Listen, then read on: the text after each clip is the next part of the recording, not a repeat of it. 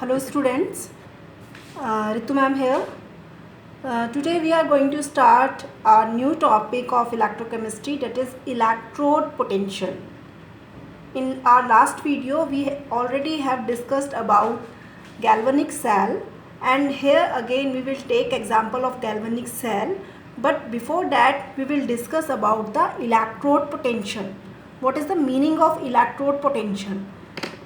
Students, if we consider that we have a half cell, ये हमने एक half cell consider कर लिया है.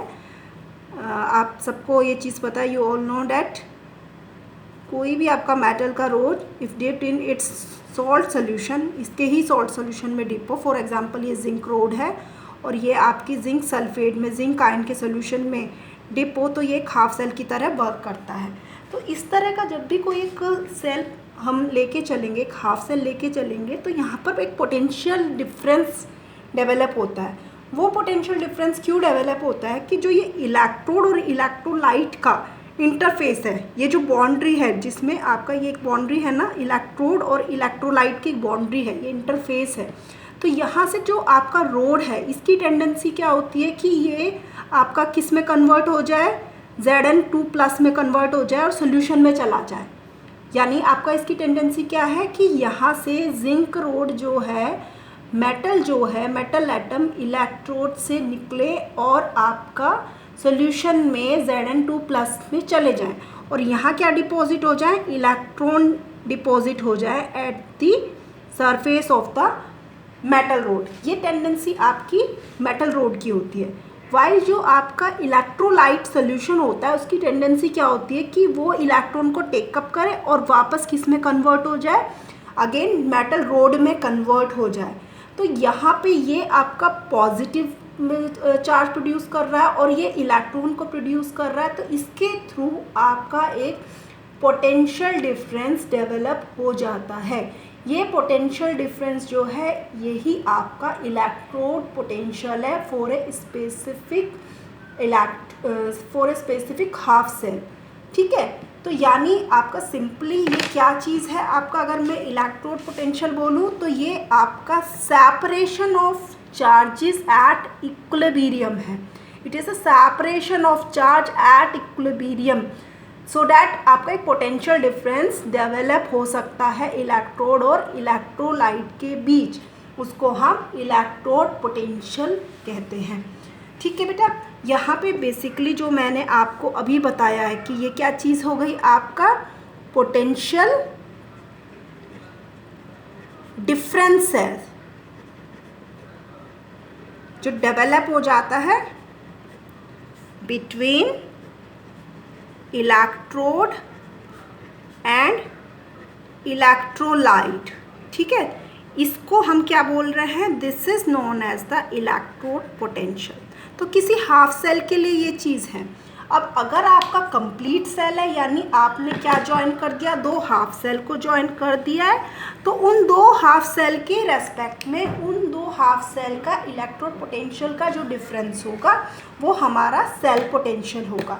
One more thing, cell potential से पहले एक चीज़ आपको बता दूं मैं कि अगर आपका वर्ड आ जाता है स्टैंडर्ड इलेक्ट्रोड पोटेंशियल, वर्ड क्या आ गया है, स्टैंडर्ड इलेक्ट्रोड पोटेंशियल, तो क्या डिफरेंस हो जाएगा इलेक्ट्रोड पोटेंशियल में और स्टैंडर्ड इलेक्ट्रोड पोटेंशियल में, स्टैंडर्ड कंडीशन अप्लाई हो जाएंगी आपकी. यानी यहाँ बेसिकली स्टैंडर्ड का मतलब हो जाएगा जब आपकी जो कंसंट्रेशन है इलेक्ट्रोलाइट की हाफ सेल के अंदर, वो आपकी क्या हो, यूनिटी हो. तो यानी यहाँ कंसंट्रेशन क्या हो जाएगी आपकी, यूनिटी 1 मोल पर लीटर हो जाएगी.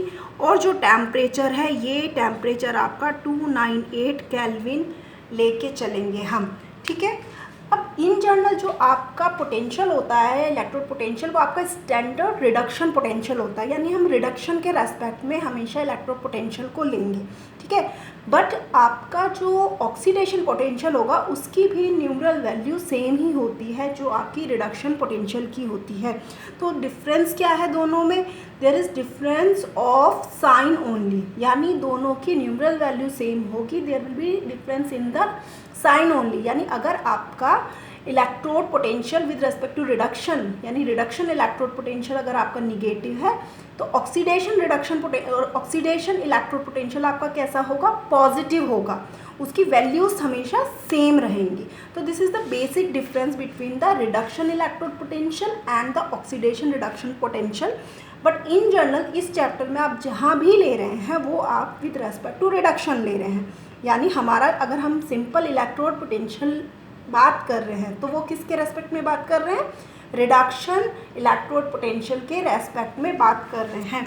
तो रिडक्शन तो वैसे इन जनरल आपका अगर स्टैंडर्ड कंडीशन में है तो इसको ई नोट से आप शो करते हैं, सिंपल है तो इसको ई से शो करते हैं, अगर रिडक्शन है तो ई नोट रेड या सिंपली ई नोट लिखेंगे हम, ठीक है, ये चीज़ हम लिखेंगे। अब एक चीज़ आपको यहाँ बताएंगे हम कि अब हम ये चीज़ इलेक्ट्रोड पोटेंशियल की हो गई। अगर हम सेल पोटेंशियल लेते हैं, सेल पोटेंशियल जो है it is also known as, cell potential को हम क्या बोलते हैं, इलेक्ट्रोमोटिव फोर्स भी बोलते हैं। It is also known as the electromotive force या इन शॉर्ट EMF। तो अगर EMF ऑफ सेल पूछा है तो डैट मीन्स वो सेल पोटेंशियल पूछ रहा है। अब आपके पास पहले एक हाफ सेल के रेस्पेक्ट में आपने बता दिया कि इलेक्ट्रोड और इलेक्ट्रोलाइट के इंटरफेस की वजह से यहाँ एक पोटेंशियल डेवलप हो जाता है, जिसका वजह से हर हाफ सेल का एक अपना इलेक्ट्रोड पोटेंशियल होता है। अब अगर इन दो हाफ सेल को जोड़ के हम एक सेल बना रहे हैं तो उनका जो पोटेंशियल डिफरेंस होगा वो हमारा क्या होगा, इलेक्ट्रोमोटिव फोर्स या सेल पोटेंशियल होगा, ठीक है। ये चीज़ देखिए, जब आपका करंट फ्लो नहीं कर रहा है, when no current is drawn through the cell, तब आपका सेल पोटेंशियल को हम इलेक्ट्रोमोटिव फोर्स बोलते हैं। इन जनरल अगर आपका करंट फ्लो कर रहा है तो उसको सेल पोटेंशियल बोलेंगे।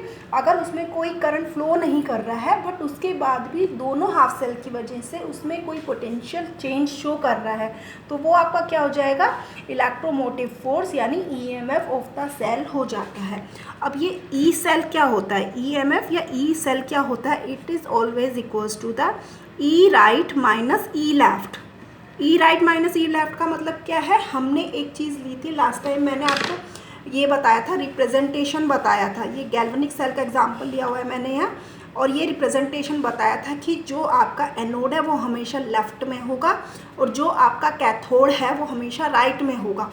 तो ये आपका लेफ्ट है, ये आपका राइट है। तो जब हम ई सेल की बात कर रहे हैं तो ये हमेशा क्या होगा, राइट माइनस लेफ्ट होगा, यानी जो आपका रिडक्शन वाला पार्ट है उसमें से ये वाला पार्ट, एनोड वाला पार्ट जिस पे ऑक्सीडेशन हुआ है वो माइनस होगा, बट जो वैल्यू माइनस होगी वो आपकी दोनों की with respect to reduction potential ही होगी।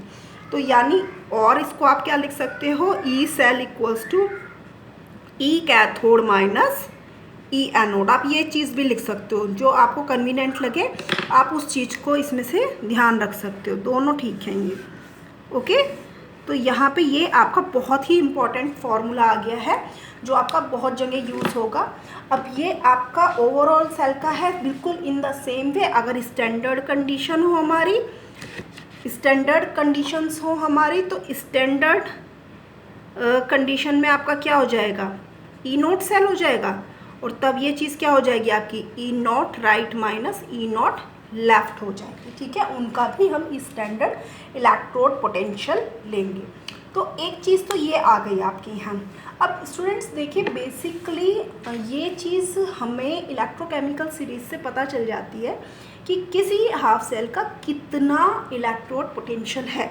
बट ये जब सेल प्रिपेयर हो रही थी तो कैसे ये पता चला कि किसी इलेक्ट्रोड सेल, किसी हाफ सेल का इलेक्ट्रोड पोटेंशियल कितना है, तो उसको पता करने के लिए basically we require a reference cell. Reference cell मतलब कि जिसके थ्रू, जिसके साथ अटैच करके आपको ये पता चल जाए कि इसका इलेक्ट्रोड पोटेंशियल कितना है, ओके स्टूडेंट्स। तो यानी बेसिकली क्या किया गया, एक रेफरेंस सेल अटैच की गई एक हाफ सेल के साथ और उनका इलेक्ट्रोड पोटेंशियल को कैलकुलेट करने में आपको आसानी हो जाती है। तो यहाँ पे जो आपका in general electrode potential half reference cell use की जाती है वो है आपकी this one, standard hydrogen electrode. तो measurement of electrode potential and we will do it by standard hydrogen electrode, in short SHE बोलते हैं, SHE, स्टैंडर्ड हाइड्रोजन इलेक्ट्रोड। देखो जो हाइड्रोजन इलेक्ट्रोड है इसका इलेक्ट्रोड पोटेंशियल कितना होता है, 0 होता है। इसका अपना फिक्स है कि 0 होता है। तो इसके साथ आप जब भी कोई भी हाफ सेल अटैच कर देंगे तो ओवरऑल जो पोटेंशियल आएगा दोनों सेल का मिला के वो किसका आएगा, जो आपने साथ में अटैच की है, क्योंकि इसका तो 0 है तो ओवरऑल जो आ रहा है वो किसका है, जो साथ में अटैच की है। यानी और दूसरा हाफ सेल हमने लिया है, पूरी सेल का जो डिफरेंस आएगा वो उसी सेल के रेस्पेक्ट में आएगा, क्योंकि ये आपका 0 इलेक्ट्रोड पोटेंशियल होता है इसका। दूसरी चीज़, ये आपका एनोड और कैथोड दोनों की तरह वर्क कर सकता है ये। तो यहाँ पहले हम इसका कंस्ट्रक्शन देख लेते हैं कि इसका कंस्ट्रक्शन क्या है।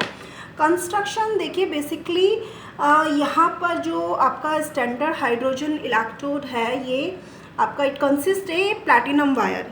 ये एक प्लैटिनम वायर होता है, इसके अंदर consist of platinum wire sealed in a glass tube. ये आप ग्लास ट्यूब देख रहे हैं, कांच की बनी हुई एक ट्यूब होती है। इसके अंदर ये प्लैटिनम फॉयल लगी रहती है which is coated with finally divided platinum. ठीक है, ये एक प्लैटिनम की फॉयल लगी रहती है जिसके ऊपर प्लैटिनम आपका कोटेड होता है। प्लैटिनम बेसिकली हाइड्रोजन गैस को सरफेस प्रोवाइड करता है, तो इस वजह से यहाँ प्लैटिनम को यूज़ किया जाता है। और प्लैटिनम अपने आप में क्या है, मोस्ट अनरिएक्टिव मेटल है, तो वो किसी से रिएक्ट तो करेगा नहीं, तो सिर्फ सरफेस प्रोवाइड करने के लिए वो यहाँ काम में लाया जाता है। अब इस इलेक्ट्रोड को हम एक बीकर के अंदर रख देते हैं जिसमें आपका एक एक्वा सोल्यूशन होता है 1 मोलर हाइड्रोजन आयन कंसंट्रेशन का। ठीक है, अब यहाँ साइड में एक साइड ट्यूब होती है जिसके थ्रू से आप हाइड्रोजन गैस को 1 बार प्रेशर पे कॉन्टिन्यूसली डालते हैं, बबल आउट करते हैं, यहाँ से डाला जाता है। और कितने टेम्परेचर पे, एट 298 केल्विन।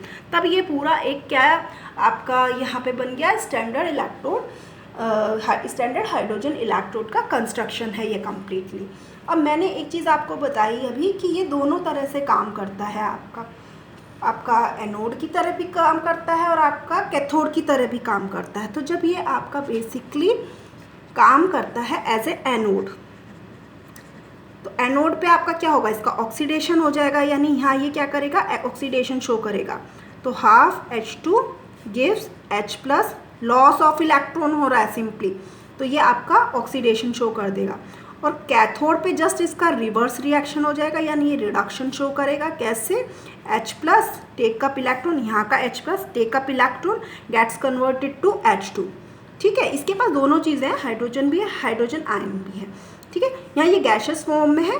और इन जनरल जो हम पहले ले रहे थे, जो हाफ सेल ले रहे थे, उसमें हम मेटल जो ले रहे थे वो सॉलिड फॉर्म में ले रहे थे। यहाँ हाइड्रोजन गैस है तो वो उसका आप क्या ले रहे हैं, प्रेशर ले रहे हैं 1 बार, वहाँ कंसंट्रेशन ले रहे थे 1 मोलर। तो ये डिफरेंस है। अब इसको अगर लिखना हो, रिप्रेजेंटेशन कैसे हो जाएगा इसका,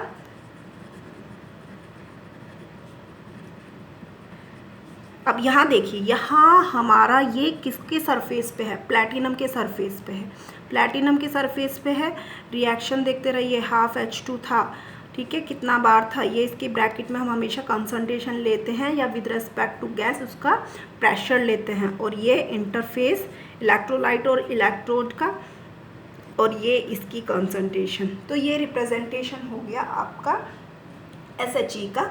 ठीक है, ये कब है, जब आपका ये वर्क कर रहा है एज ए एनोड। ठीक है, अगर एज ए कैथोड कर रहा है तो इसको रिवर्स करके लिख देंगे हम, यानी इस तरह से लिख देंगे।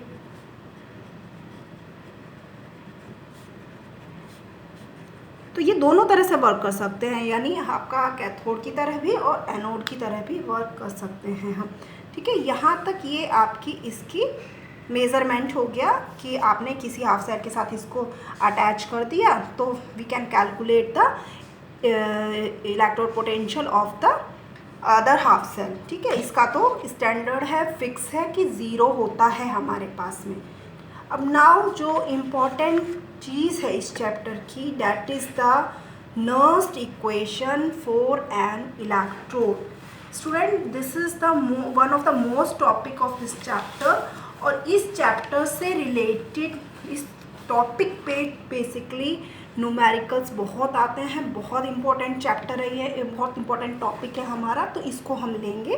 तो यहाँ पर Nernst equation for an electrode, मैं फॉर एन इलेक्ट्रोड बात कर रही हूँ, अभी मैं कंप्लीट सेल की बात नहीं कर रही हूँ, मैं सिर्फ हाफ सेल की बात कर रही हूँ। तो फर्स्ट लेट हम पहले देखेंगे कि क्या फॉर्मूला होता है, नेक्स्ट टर्न पे we will take its numerical.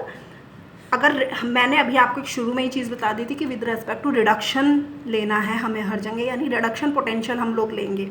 तो इफ़ वी हैव Mn+, ये कोई मेटल आयन है, if it take up n electron, ठीक है, n मतलब इसकी वैलेंसी को शो कर रहा है, वो कितनी भी हो सकती है, अभी मैं यहाँ नोट कर दूंगी वो क्या चीज़ है, and it gets converted to m। तो यहाँ पे जो नर्स्ट इक्वेशन होगी E = E0 - RT upon NF log base E m upon Mn+, ठीक है। यहाँ आप ln भी लिख सकते हो क्योंकि बेस E है, log बेस E है, तो आप सिंपली ln भी लिख सकते हो, या अगर आपको ln में कन्फ्यूज़न होता है तो आप log बेस E लिख सकते हैं। log के बेसिकली दो बेस होते हैं, log base 10 and log base E। तो यहाँ पे हमारा जो नर्स्ट इक्वेशन है वो with respect to log base E है। अब यहाँ पर आप एक चीज़ देखिए, पहली चीज़ जो आपका ये नर्स्ट इक्वेशन है, नर्स्ट वॉज द नर्स्ट जो थे बेसिकली साइंटिस्ट थे जिन्होंने ये डिराइव की थी, उनका कंप्लीट नाम था वॉल्टर नर्स्ट। उन्होंने ये इक्वेशन दी थी, तो उनके नाम पे ये बेसिकली ये एक जर्मन केमिस्ट थे, उनके नाम पर ये हमारी इक्वेशन है। तो ये बेसिकली इक्वेशन है नर्स्ट इक्वेशन। यहाँ पे देख लेते हैं कौन सा साइन किस चीज़ को इंडिकेट कर रहा है। वेयर फर्स्ट थिंग जो आपका E है, E जो है it is the electrode potential, okay, this is the electrode potential. E0 क्या है, अभी मैंने बताया था, अगर स्टैंडर्ड कंडीशन हम ले लें, 1 मोलर सोल्यूशन ले लें और साथ में आपका 278 केल्विन टेम्परेचर ले लें, तब हमारा इलेक्ट्रोड पोटेंशियल को हम स्टैंडर्ड इलेक्ट्रोड पोटेंशियल बोलते हैं। स्टैंडर्ड इलेक्ट्रोड पोटेंशियल है ये। R आप सबको पता है, R is the gas constant, okay, and T is the temperature, और कैपिटल T है तो अंडरस्टूड है किस में होगा, वो केल्विन में होगा। F is the Faraday constant या फेराडे नंबर, ठीक है। N स्मॉल n जो है, ये स्मॉल n ये क्या है, it is number of electrons, यही सबसे इम्पोर्टेंट ध्यान देने वाली चीज़ है, number of electrons involve in the electrode reaction. कितने नंबर ऑफ इलेक्ट्रॉन रिएक्शन में पार्टिसिपेट करेंगे, वो हमारा n है। तो अभी तो हम सिंपल इलेक्ट्रोड का रिएक्शन ले रहे हैं, तो यहाँ तो सीधे सीधे आपको दिख रहा है कि n पार्टिसिपेट कर रहे हैं इलेक्ट्रॉन, तो n पार्टिसिपेट कर रहे हैं, तो डैट मीन्स यहाँ पे हमारा n हो गया। जैसे अब अगर यहाँ 2 होता तो 2 हो जाती है n की वैल्यू, अगर यहाँ 3 होगा तो n की वैल्यू 3 हो जाएगी, ठीक है, इस तरह से। अब यहाँ लेट ये चीज़ हम लेंगे, देखो जो आपका कैपिटल M है, M का concentration with respect to solid, ये आपका कौन सी फॉर्म है, सॉलिड फॉर्म है। सॉलिड फॉर्म में जो आपका कंसंट्रेशन होता है इट इज़ ऑलवेज यूनिटी, क्योंकि जो आपका सॉलिड फॉर्म में कोई भी चीज़ होती है उसकी कंसंट्रेशन में कोई चेंज नहीं आता है, तो उसमें हम हमेशा जो उसकी कंसंट्रेशन लेके चलते हैं वो कितनी लेके चलते हैं, यूनिटी लेके चलते हैं, 1 लेके चलते हैं। R की वैल्यू आप सबको पता है, अगर जूल्स में लेंगे तो कितनी होती है, 8.314 जूल पर केल्विन पर मोल, ठीक है। And F is the Faraday number and it's value is 96500 coulombs पर मोल होती है, ओके। एंड टेम्परेचर मैंने अभी आपको बताया, हम टेम्परेचर क्या लेके चलेंगे, 25 डिग्री सेल्सियस लेके चलेंगे, यानी 298 केल्विन लेके चलेंगे। अब अगर ये सारी वैल्यूज़ हम पुट कर दें इस इक्वेशन में, जो हमारी ये इक्वेशन 1 है, अगर इसमें मैं पुट कर दूं तो I will get E = E0 minus क्या हो जाएगा आपका 8.314 into 298 upon n into 96500 log base E 1 upon Mn+, okay. Student one more thing, जो आप लॉग यहाँ लिए हैं वो आप with respect to base E लिए हैं, बट जब भी आप लॉग लेंगे तो कैलकुलेशन के लिए उसका बेस हम हमेशा 10 लेके चलते हैं, क्योंकि 10 बेस में उसका कैलकुलेशन ईजी होता है। तो यानी अगर उसको हम कन्वर्ट कर दें 10 बेस में, तो यहाँ किससे मल्टीप्लाई हो जाएगी, 2.303 से मल्टीप्लाई हो जाएगी, ठीक है। तो 8.314 इंटू 298 अपॉन n इंटू 96500, और यहाँ क्या हो गया, ये log बेस 10 1 अपॉन 10(1), ये हो गया। इसको जब आप ओवरऑल कैलकुलेट करते हैं तो इसकी वैल्यू हमारी कितनी आती है, ये वैल्यू आपकी बेटा आ जाएगी E0 minus 0.0591 upon n log base 10 1 upon, तो ये आपका फाइनल फार्मूला आ जाएगा। और आपको बेटा यही फार्मूला ध्यान रखना है, this is the final formula with respect to an electrode, this is the Nernst equation. ठीक है, तो यहाँ आप ये देखो, ये इक्वेशन थी हमारे, तो इस इक्वेशन से आपको ये ध्यान रखना है कि हमेशा यहाँ क्या आएगा, ऊपर की साइड में हमेशा क्या आएगा, प्रोडक्ट, और नीचे हमेशा क्या आएगा, reactant, product upon reactant, product upon reactant. जब भी आपने उल्टा कर दिया तो समझ लीजिए आपका क्वेश्चन जो होगा वो गलत हो जाएगा। ठीक है, यही चीज़ ध्यान रखनी है हमें, दिस अपॉन दिस करना है। तो ये हमारी जो इक्वेशन आई है अभी, ये आई है with respect to electrode. Now I will take with respect to next equation, next equation for cell potential। ठीक है, सेल पोटेंशियल के लिए, और यहाँ मैं एग्जांपल लेके चल रही हूँ अगेन गैल्वेनिक सेल का। ठीक है, गैल्वेनिक सेल मुझे बताने की ज़रूरत नहीं है, ऑलरेडी मैं बता चुकी हूँ आपको कि जो फाइनल इक्वेशन आती है वो आपकी आती है ये लास्ट टाइम मैं आपको बता चुकी हूँ चीज़ कैसे आई थी। ठीक है, तो ये हमारी इक्वेशन है। तो इसके रेस्पेक्ट में देखो हमारे पास 2 इलेक्ट्रोड हो गए। ठीक है, 2 हाफ सेल हैं, तो हमारे यहाँ 4, एक तो हमारे पास जिंक इलेक्ट्रोड है, तो जिंक के लिए हमारा इक्वेशन हो गया ये, रिडक्शन की ही बात करनी है हमें। ठीक है, वहाँ कुछ भी हो रहा है, ऑक्सीडेशन हो रहा है, रिडक्शन हो रहा है कोई से भी सेल का, बट यहाँ जब पोटेंशियल की बात करेंगे तब हम रिडक्शन की ही बात करेंगे। तो यहाँ अभी आपने ऊपर देखा है कैसे हो जाएगा आपका E equals to E0 minus RT upon N की जगह क्या आ जाएगा, कितने नंबर ऑफ इलेक्ट्रॉन इन्वॉल्व हैं, 2f लॉग, ये कंसंट्रेशन तो आपकी 1 हो गई, 1 अपॉन Zn2+, मैंने भी बताया था प्रोडक्ट अपॉन रिएक्टेंट आपने लेना है। ठीक है बेटा, अभी नेक्स्ट इसमें आगे करेंगे हम। जिस तरह से हमने ये ली है उसको हमने मान लिया कि वो हमारी इक्वेशन, इसको दे दीजिए इक्वेशन 1 दे देते हैं ये हम। नाउ फॉर दूसरी सेल के लिए हमारा कॉपर इलेक्ट्रोड के लिए, यहाँ हमने कॉपर का रिडक्शन पोटेंशियल ले लिया, तो यहाँ आपका E क्या हो जाएगा with respect to copper, E0 minus RT, again 2 electron involve हो रहे हैं तो 2f log base E 1 upon Cu2+। ठीक है, मैं अभी with respect to log base E ही लेके चल रही हूँ यहाँ पे। ओके स्टूडेंट, नाउ आपके पास 2 इक्वेशन आ गई। सेल पोटेंशियल मैंने अभी आपको थोड़ी देर पहले ही बताया था कि सेल पोटेंशियल हमारा क्या होता है, from E cell equals to E cathode minus E anode, या राइट माइनस लेफ्ट, वो आप कुछ भी ले लीजिए, दोनों सही हैं। तो यहाँ से आपका कैथोड क्या है, कैथोड हम अभी पढ़ते आ रहे थे कि जो कॉपर है वो आपका कैथोड की तरह काम करता है, और जो एनोड है वो आपका जिंक है, जिंक आपका एनोड की तरह काम करता है। जस्ट पुट करनी है आपको यहाँ E कॉपर की वैल्यू और यहाँ E जिंक की वैल्यू, यानी reduction potential with respect to copper electrode और reduction potential with respect to zinc electrode put कर दीजिए। तो यहाँ क्या आ जाएगा, E0 Cu2+ Cu minus RT upon 2f log base E 1 upon Cu2+।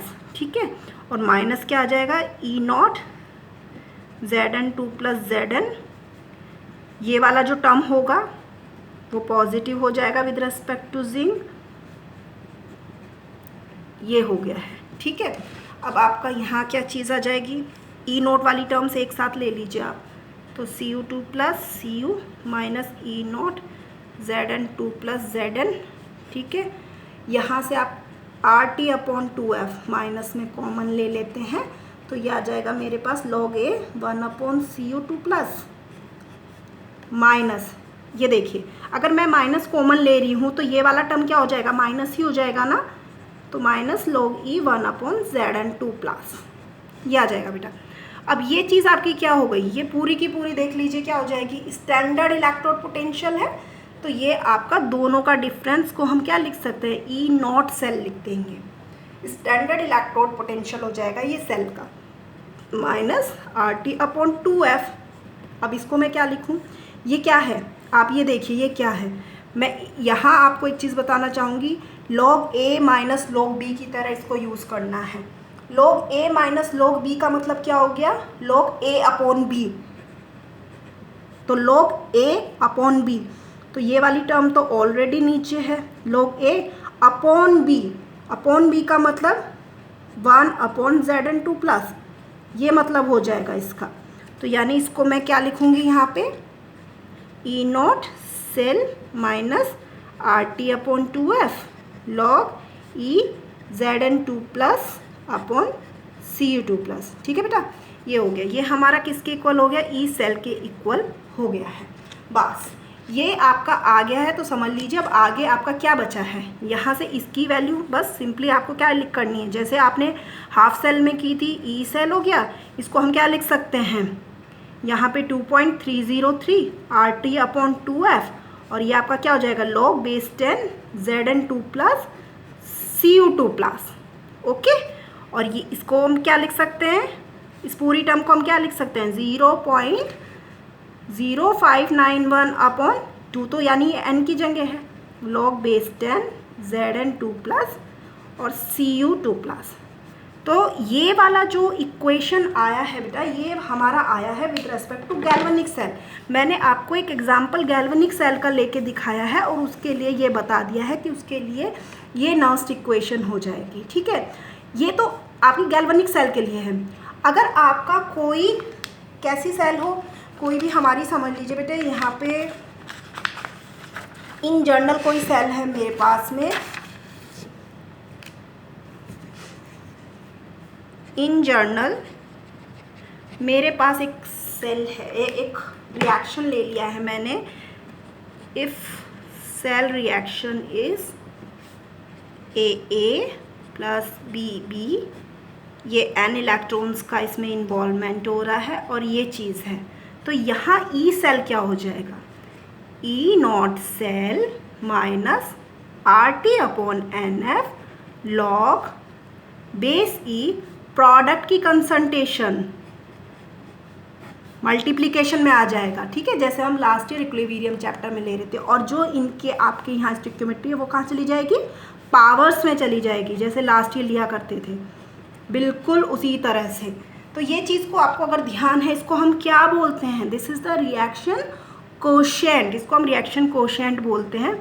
उससे पहले मैं इसको दूसरी फॉर्म में लिख दूं, तो ये आपका हो जाएगा 2.303 RT/NF log base 10 C⁻C D⁻D upon A⁻A and B⁻B, और ई सेल इक्वल्स टू क्या हो जाएगा बेटा, E not cell minus 0.0591/n log base 10 C⁻C D⁻D upon A⁻A and B⁻B।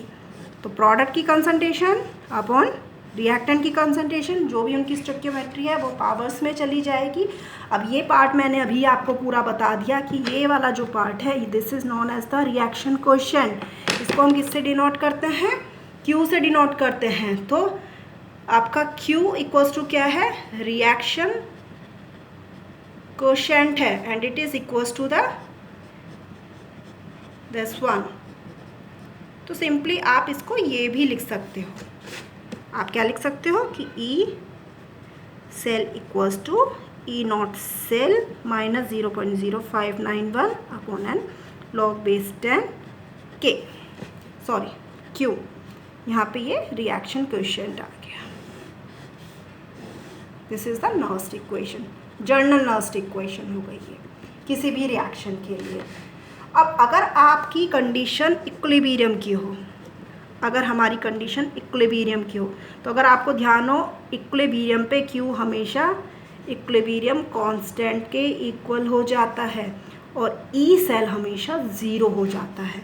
तो उस कंडीशन में this is zero, E not cell minus 0.0591 upon n log Q की जगह क्या लिख देंगे हम Kc, और ये क्या हो जाएगा E not cell equals to 0.0591 upon n log base 10 Kc। So student, ये आपके 3 फॉर्मूले हो गए हैं यहाँ पे। एक ये फॉर्मूला जो है आपका बेटा, ये कब है, ये जब आपकी इक्विलिब्रियम कंडीशन होगी, ये तब है फॉर्मूला। इक्विलिब्रियम कंडीशन पे आपका रिएक्शन कोएफिशिएंट इक्विलिब्रियम कांस्टेंट के इक्वल हो जाएगा और ई सेल ज़ीरो होगा, तो फाइनली ई नोट सेल के रेस्पेक्ट में आपका आ जाएगा। इससे पहले ये जर्नल फार्मूला है, जो ई सेल है it is equals to E not cell minus 0.0591 upon n log base 10 Q. और क्यू क्या होता है, क्यू रिएक्शन कोएफिशिएंट है which is equals to the product की कंसंट्रेशन अपॉन रिएक्टेंट की कंसंट्रेशन। बिल्कुल जस्ट लाइक इक्विलिब्रियम चैप्टर में जो आप निकाला करते थे कि जो भी आपका प्रोडक्ट है वो आपका मल्टीप्लिकेशन में चला जाएगा और पावर्स चली जाएंगी उनकी जो भी स्टिक्योमेट्री होगी। इसके अलावा एक डेरिवेशन और है जो आपका गिब्स फ्री एनर्जी से रिलेटेड है, वो हम नेक्स्ट टर्न लेंगे। तो आई होप ये आपको समझ में आ गया होगा। ये सिंपल डेरिवेशन है, जस्ट आपको एक बार इसको ट्राई करके देखना है। सिंपली अगर आपको गैल्वेनिक इक्वेशन समझ में आ गई है, आपको एक सिंपल हमारी ये वाला इक्वेशन समझ में आ गया है जो सिंपल इलेक्ट्रोड पोटेंशियल का था ये वाला, तो इसकी कैलकुलेशन में कोई प्रॉब्लम नहीं आएगी। ये सिंपल आपको उसी की ही वैल्यू, ये वाली जो इक्वेशन है सिंपल यही वैल्यू हम सेल पोटेंशियल के लिए यूज़ कर रहे हैं, दो सेल को मान के। तो okay student, I hope it is clear to all of you. अगर फिर भी कोई प्रॉब्लम आता है then you can ask. Thank you.